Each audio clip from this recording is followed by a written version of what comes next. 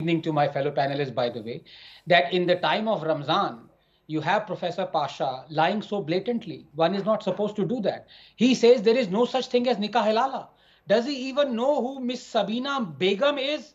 She is the one who approached the Supreme Court asking nikah halala to be struck off, saying that Section 2 of the Muslim Personal Law Sharia application is one that is blatantly allowing nikah halala. Supreme Court has set up a constitutional bench to look into this matter.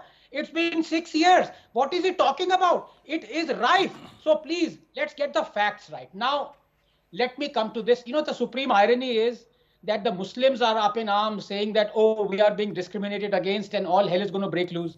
This entire imbroglio is testing severely the patience of 1 billion Hindus. Rahul, just like you, I get a terrible sense of deja vu. Remember Shaheen Bagh? Disgruntled, hate-filled bigot blocking streets illegally, inconveniencing lakhs of commuters for no rhyme or reason, no logical argument, no rationale, except to display a show of strength. तेरा मेरा रिश्ता क्या, ला इलाहा इल्लल्लाह, हिंदुओं से आजादी, काफिरों से आजादी, हम लेकर रहेंगे जिन्ना वाली आजादी, हिंदुत्व की कबर खुदेगी, शहादा replacing the Ashok Chakra, children wanting to kill Modi and Shah. If, as these pro-Waqf Islamists are threatening a repeat of Shaheen Bagh, I am telling you, I am not going to blame them. I will instead blame Prime Minister Modi and Shah. They failed the first time. And if they fail this time round too, then let us just accept that we are a weak state that capitulates every time in the face of street veto. And for what, Rahul? For a blatant, discriminatory, predatory, supremacist act that has relentlessly usurped 6 lakh acres of land in the last 10 years. To be honest with you, it isn't the RJD or SP or AIMIM or Congress's fault. They want Muslims to vote for them, so they will work for Muslim interests.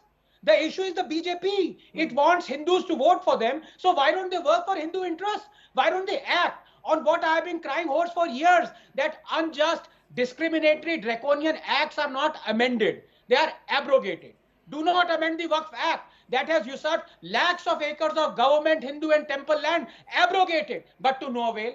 I think one has to be reconciled with the fact, Rahul, that this government will not abrogate the Waqf Act. At best, and that too, after a prolonged CAA-like struggle, the amended Waqf Act might come into force and acceptance. But an amended Waqf Act is only slightly less draconian than its parent act. So I am resigned to this discrimination continuing. Therefore, this is important, Rahul.